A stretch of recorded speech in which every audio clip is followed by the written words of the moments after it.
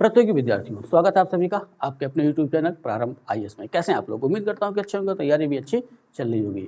आज की video class की बात करें तो उससे पहले कर लेते हैं वीडियो क्लास की बात पिछली। तो पिछली वीडियो क्लास में मैंने आपको एक करंट की वीडियो क्लास दी है। अगर अभी तक आपने उसको नहीं देखा है तो उसको जाकर के पीछे देख डालें।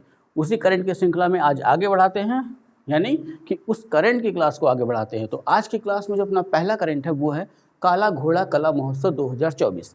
तो ये ध्यान रख लीजिएगा। सबसे पहले तो इसका क्रम ध्यान रखना है, क्यों? वो इसलिए क्योंकि एक ही जगह पर हमेशा होता है। तो क्रम इसका है 24वां और स्थान है मुंबई, महाराष्ट्र। ठीक है, 20 से 28 जनवरी 2024 के मध्य इसका आयोजन किया गया। अब काला घोड़ा कला महोत्सव है क्या? तो काला घोड़ा कला महोत्सव के बारे में अगर हमें ध्यान देना है कि ये है क्या, तो ये समझ लेना है कि ये एक हस्तशिल्प मेला है। ठीक है, हस्तशिल्प से बनी हुई चीज़ें इस मेले में प्रदर्शित की जाती हैं। ठीक, दूसरे करंट की बात करें जो आज का है वो है भारत पर्व 2024। तो ये भारत पर्व 2024 क्या है? तो भारत पर्व 2024 की बात करें तो गणतंत्र दिवस समारोह का एक भाग है, यानी गणतंत्र दिवस जो समारोह होता है उसी का एक हिस्सा है भारत पर्व 2024। अब इसका आयोजन कहाँ किया गया? तो लाल किला परिसर के सामने इसका आयोजन किया जाता है हर साल। ठीक है, लाल किला परिसर में कह सकते हैं या लाल किले के सामने कह सकते हैं। ठीक है, लाल किला है कहाँ? नई दिल्ली में। इसका आयोजन किया गया कब से कब तक? 23 से 31 जनवरी 2024 के मध्य। तो इसका आयोजन कराता कौन है, यानी आयोजक कौन है? तो आयोजक की बात करें तो पर्यटन मंत्रालय भारत सरकार द्वारा इसका आयोजन किया जाता है। और इसके उद्घाटन की बात करें तो उद्घाटन किया गया इसका प्रधानमंत्री जी द्वारा, यानी नरेंद्र मोदी जी ने इसका उद्घाटन किया। ठीक है, अगले करंट पे आइए। अगला करंट है अपना 37वां सूरजकुंड अंतर्राष्ट्रीय शिल्प मेला 2024। तो इस मेले के संदर्भ में भी ये ध्यान रख लेना है कि ये भी एक शिल्प मेला है और हर वर्ष एक ही स्थान पर लगता है। तो जितने भी ऐसे मेले हैं जो एक ही स्थान पर लगते हैं, तो वहाँ जो प्रश्न है वहाँ पे एक प्रश्न अनिवार्य हो जाता है, उनका क्रम कौन सा था या संस्करण कौन सा था। ठीक है, तो वैसे यहाँ भी हमें ध्यान रखना है कि सूरजकुंड अंतर्राष्ट्रीय शिल्प मेला 2024 का क्रम कौन सा था। इस तरह के क्वेश्चन बन सकते हैं। तो क्रम अपना कौन सा हो गया? 37वां। ठीक है, तो 37वां सूरजकुंड अंतर्राष्ट्रीय शिल्प मेला 2024। स्थान की बात करें तो स्थान है सूरजकुंड, और ये सूरजकुंड स्थित कहाँ है? तो हरियाणा का जो जिला है फरीदाबाद। ठीक है, एनसीआर के तहत भी आता है, नेशनल कैपिटल रीजन, राष्ट्रीय राजधानी क्षेत्र के तहत भी हम इसको रखते हैं, यानी फरीदाबाद को। और फरीदाबाद वास्तव में किस राज्य में है वास्तविक तौर पर? तो हरियाणा राज्य का। ठीक है, तो सूरजकुंड फरीदाबाद हरियाणा में इसका आयोजन किया गया और आयोजन की तिथि थी 2 से 18 फरवरी 2024 के मध्य। अब इसका उद्घाटन किसने किया? तो इसका उद्घाटन किया राष्ट्रपति जी ने, यानी द्रौपदी मुर्मू जी ने। ठीक, अब इस मेले की एक खासियत है कि एक देश को हम बनाते हैं भागीदार देश और एक राज्य को हम बनाते हैं फोकस राज्य। ठीक है, तो यहाँ 37वें सूरजकुंड अंतर्राष्ट्रीय शिल्प मेले का जो भागीदार देश है वो था तंजानिया, और थीम राज्य वो रहा गुजरात। तो यहाँ ध्यान रख लेना है कि जो थीम राज्य जिसकी चर्चा हम कर रहे हैं, जो थीम राज्य होते हैं तो अधिकतर उनके शिल्पों से ही संदर्भित चीज़ों का प्रदर्शन वहाँ पे अधिक किया जाता है। वैसे तो हर जगह के हस्तशिल्प इस मेले में मौजूद मिलेंगे हमें। ठीक है, लेकिन जो थीम राज्य होते हैं तो पंडाल से लेकर कई चीज़ें उसी राज्य के अनुरूप ही बनाई जाती हैं, इसलिए इसे कहा जाता है थीम राज्य। ठीक है, तो यहाँ दोनों चीज़ ध्यान में रखिएगा। जैसे क्वेश्चन क्या बनाएंगे? सूरजकुंड अंतर्राष्ट्रीय शिल्प मेला 2024 का भागीदार देश कौन सा था या फोकस राज्य कौन सा था? तो ये अपना आंसर हो जाएगा भागीदार देश तंजानिया और थीम राज्य गुजरात। ठीक है, अगले करंट की तरफ बढ़ते हैं। अगला करंट है कॉमनवेल्थ अटॉर्नी और सॉलिसिटर जनरल कॉन्फ्रेंस 2024, यानी कि कॉमनवेल्थ का मतलब राष्ट्रमंडल, और इस राष्ट्रमंडल देशों के जितने भी अटॉर्नी जनरल थे और सॉलिसिटर जनरल थे, इनकी बैठक हुई। ठीक है, तो आयोजन स्थल कहाँ रहा? तो इसका आयोजन किया गया विज्ञान भवन नई दिल्ली में। कब? 3 फरवरी 2024 को, यानी एक ही दिन में इसका आयोजन हुआ। तो कॉमनवेल्थ के जितने भी देश थे, यानी राष्ट्रमंडल के जितने भी देश थे, उतने देशों के अटॉर्नी जनरल और सॉलिसिटर जनरल ने इसमें भाग लिया। ठीक है, अटॉर्नी जनरल का मतलब महान्यायवादी। ठीक, इसका थीम क्या रहा या कह सकते हैं कि इसका विषय क्या था? तो थीम था न्याय वितरण में सीमा पार चुनौतियाँ। ठीक है, इसका उद्घाटन किसने किया? तो उद्घाटन किया प्रधानमंत्री श्री नरेंद्र मोदी ने। ठीक है, अगले करंट की तरफ आइए। अगला करंट है अपना भारत ऊर्जा सप्ताह 2024। ठीक है, इसका आयोजन कहाँ किया गया? इसका आयोजन किया गया गोवा, पणजी में 6 से 9 फरवरी 2024 के मध्य इसका भी उद्घाटन किया प्रधानमंत्री नरेंद्र मोदी ने। तो भारत ऊर्जा सप्ताह है क्या? तो भारत ऊर्जा सप्ताह देश की सबसे बड़ी ऊर्जा प्रदर्शनी एवं सम्मेलन है। ठीक है, तो इस पॉइंट को ध्यान में रखिएगा। अगला करंट अपना है आदि महोत्सव 2024। ठीक, तो पहले तो ये देख लेते हैं इसका आयोजन कहाँ किया गया। स्थल की बात करें तो स्थान रहा मेजर ध्यानचंद स्टेडियम नई दिल्ली और समय रहा 10 से 18 फरवरी 2024। ठीक है, ध्यान रखिएगा आदि महोत्सव 2024 का आयोजन मेजर ध्यानचंद स्टेडियम नई दिल्ली 10 से 18 फरवरी 2024। ठीक है, हॉकी का स्टेडियम है, ये भी ध्यान रखेंगे। मेजर ध्यानचंद को आप जानते होंगे, हॉकी के जादूगर कहे जाते हैं, इनका उपनाम है। ठीक है, आयोजक कौन रहा इसका आदि महोत्सव का? तो जनजातीय कार्य मंत्रालय भारत सरकार के तत्वावधान में, यानी जनजातीय कार्य मंत्रालय भारत सरकार इसकी नोडल एजेंसी रहा और कार्यक्रम आयोजन का जो जिम्मा दिया गया वो दिया गया ट्राइफेड को। ट्राइफेड एक संस्था है जो आदिवासियों के लिए काम करती है। ठीक है, ट्राइफेड उद्घाटन किसने किया? तो उद्घाटन किया राष्ट्रपति द्रौपदी मुर्मू ने। ठीक है, यानी कि राष्ट्रपति जी ने इसका उद्घाटन किया। और इस मेले का उद्देश्य क्या है, यानी आदि महोत्सव 2024 का उद्देश्य क्या रहा?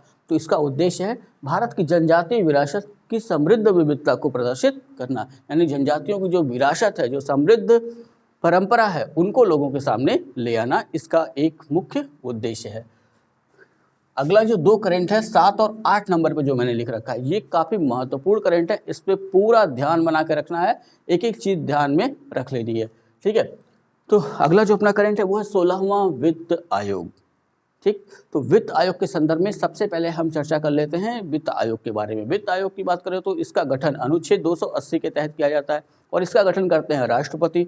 इसमें एक अध्यक्ष होते हैं और 5 सदस्य होते हैं, 4 सदस्य। ठीक है, एक अध्यक्ष और 4 सदस्य होते हैं और इनकी नियुक्ति भी करेंगे राष्ट्रपति। इनका कार्यकाल सामान्यतः 5 वर्ष का होता है, प्रत्येक 5 वर्ष पे इसका गठन किया जाएगा। इसका कार्य है जो भी टैक्स आता है, यानी भारत सरकार की जो निवल प्राप्ति, यानी कुल प्राप्तियां जो भारत सरकार की होती हैं, उसका बंटवारा केंद्र और राज्यों के बीच में किस अनुपात में किया जाएगा, वही इसका काम है वित्त आयोग का, वही निर्धारित करना। ठीक है, इतना समझ में आ गया।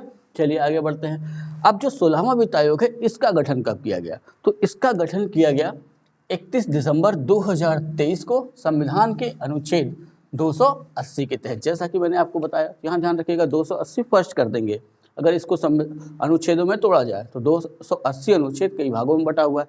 और एक चीज़ और यहाँ ध्यान रख लीजिएगा कि वित्त आयोग का उल्लेख संविधान में किया गया है, संविधान के अनुच्छेद 280 में किया गया है, इस वजह से वित्त आयोग हो जाती है एक संवैधानिक संस्था। ठीक है, कभी कभी क्वेश्चन पूछ लेते हैं कि वित्त आयोग कैसी संस्था है, तो जाहिर सी बात है संविधान में उल्लेख है, इसका मतलब संवैधानिक संस्था। ठीक है, तो इसका अध्यक्ष किसे बनाया गया? ठीक है, यानी सीधा सा क्वेश्चन आएगा 16वें वित्त आयोग के अध्यक्ष कौन नियुक्त किए गए हैं? तो उनका नाम है, इनका नाम सब जानते हैं, अरविंद पनगढ़िया। वर्तमान में कोलंबिया विश्वविद्यालय में प्रोफेसर के रूप में कार्यरत हैं और अब इन्हें बनाया गया है 16वें वित्त आयोग का अध्यक्ष। इनका नाम अगर चर्चा में आया तो आप ध्यान रखिएगा, नीति आयोग का जब गठन किया गया, यानी 1 जनवरी 2015 को, तो नीति आयोग के पहले उपाध्यक्ष थे ये।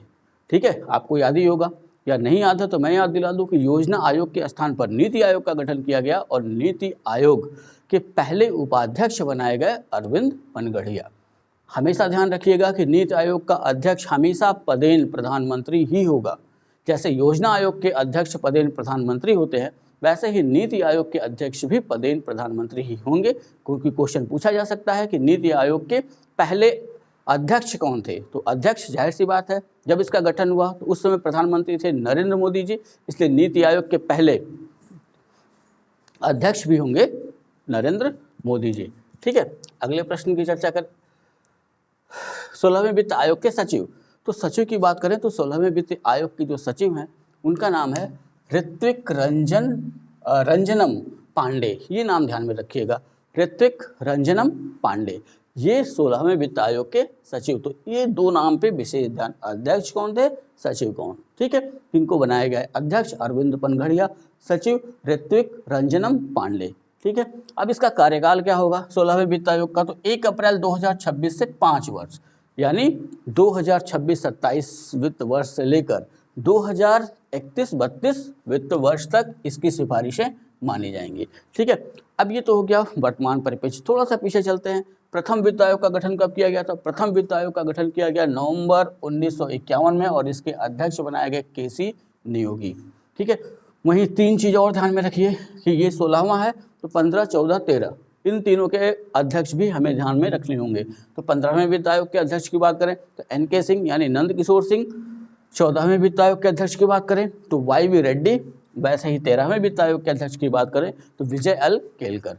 तो ये चारों ध्यान में रखिएगा। ठीक है, एक तो पहले वित्त आयोग केसी नियोगी, ठीक, उसके बाद 16वें आपको ध्यान में रखना है अरविंद पनगड़िया। 15वें क्योंकि NK सिंह का ही स्थान अरविंद पनगड़िया ने लिया, तो वो ध्यान में रखिएगा कि नंद किशोर सिंह। 14वें YV रेड्डी और 15वें विजय L केलकर। ठीक है, आज के आखिरी करंट की बात करें तो वो है भ्रष्टाचार बोध सूचकांक 2023। तो ये जारी कौन करता है? तो जारी करता है ट्रांसपेरेंसी इंटरनेशनल। ठीक है, तो ट्रांसपेरेंसी इंटरनेशनल एक गैर सरकारी और गैर लाभकारी संगठन है। ठीक है, जो ये भ्रष्टाचार बोध सूचकांक जारी करता है। अब ट्रांसपेरेंसी इंटरनेशनल की बात करें तो इसकी स्थापना हुई थी 1993 में। इसका सचिवालय है बर्लिन जर्मनी में। रिपोर्ट का प्रारंभ वर्ष, इसने अपनी रिपोर्ट जो शुरुआत की वो 1995 से। ठीक है, तो इसी क्रम में अब इसको करंट के साथ जोड़ते हैं। तो इस वर्ष की रिपोर्ट की बात करें तो सूचकांक 2023 यानी वर्ष 2023 के लिए ये सूचकांक इस संस्था ने जारी किया है। तो 30 जनवरी 2024 को ट्रांसपेरेंसी इंटरनेशनल ने भ्रष्टाचार बोध सूचकांक 2023 जारी किया। इस क्रम में सूचकांकों के क्रम में क्रम रहा 29वां और शामिल देशों की संख्या रही 180। तो ये भी ध्यान में रखना है कि भ्रष्टाचार बोध सूचकांक 2023 में कितने देशों को शामिल किया गया? तो 180। ठीक है, और क्रम कौन सा रहा? तो 29वां। इस रिपोर्ट का 29वां संस्करण कह सकते हैं, 29वां क्रम कह सकते हैं। ठीक है, सूचकांक में शीर्ष स्थान किसको मिला? तो सूचकांक में जो पहला स्थान मिला वो मिला डेनमार्क को, और डेनमार्क का स्कोर 90। ठीक है, तो यहाँ ध्यान रखिएगा 1 से 0 से लेके 100 तक नंबर दिए जाते हैं, जैसे हमें परीक्षाओं में नंबर मिलते हैं। जिसका नंबर जितना ज़्यादा यानी उसके यहाँ भ्रष्टाचार उतना कम। ठीक है, जिसका नंबर जितना कम यानी भ्रष्टाचार उसके यहाँ उतना ज़्यादा। तो हर रिपोर्ट से थोड़ा उलट है, इसलिए ध्यान में रखिएगा। तो डेनमार्क में ये माना गया कि यहाँ भ्रष्टाचार सबसे कम है और इसका स्कोर रहा 90। ठीक है, यानी इसको अंक मिले 90। और दूसरे स्थान पर जो देश रहा वो रहा फिनलैंड, और तीसरे स्थान पर जो देश रहा वो रहा न्यूजीलैंड। तो बस 3 से ही काम चल जाएगा, ये तीनों ध्यान में रखना है।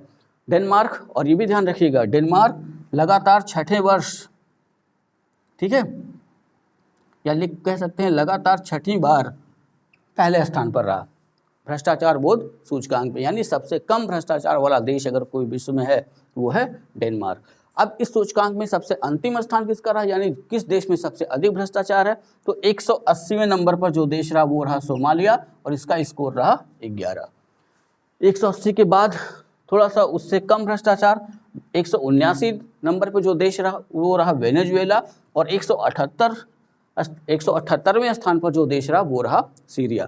तो यहाँ से डेनमार्क को ध्यान में रखना है, सोमालिया को विशेष तौर पर ध्यान में रखना है। सबसे पहला स्थान डेनमार्क, यानी जहाँ सबसे कम भ्रष्टाचार डेनमार्क में, सबसे अधिक भ्रष्टाचार सोमालिया में। ठीक है, और डेनमार्क का स्कोर 90 और सोमालिया का स्कोर 11। कभी कभी स्कोर पूछ लेता है एग्जाम में। अब आते हैं इस रिपोर्ट में भारत का स्थान।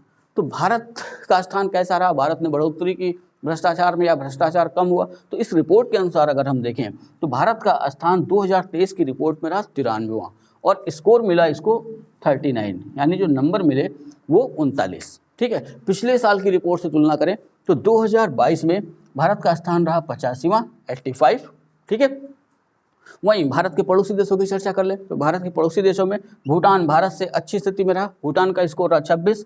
चीन भी भारत से अच्छी स्थिति में रहा, इसका भी स्थान रहा 76, यानी भूटान का स्थान 26वां और चीन का स्थान 76 180 देशों में।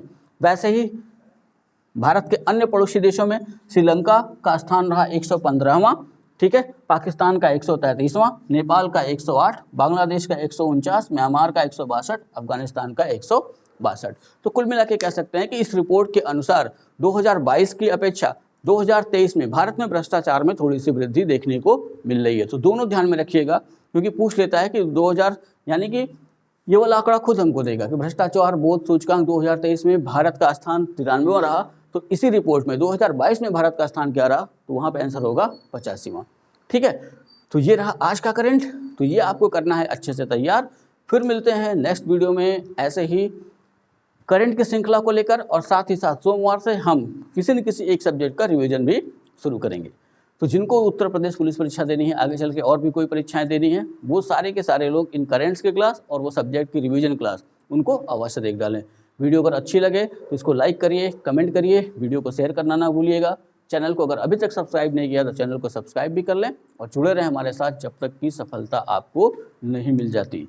इसी कामना के साथ कि आपकी तैयारी काफ़ी अच्छी चल रही होगी, क्योंकि उत्तर प्रदेश पुलिस परीक्षा के विद्यार्थियों के लिए समय बचा है बहुत कम, यानी एक एक मिनट आपको अपना लगा देना है अपनी तैयारी में। ठीक है, तो इतना तैयार करिए। कल मिलेंगे नेक्स्ट वीडियो के साथ, तब तक के लिए जय हिंद।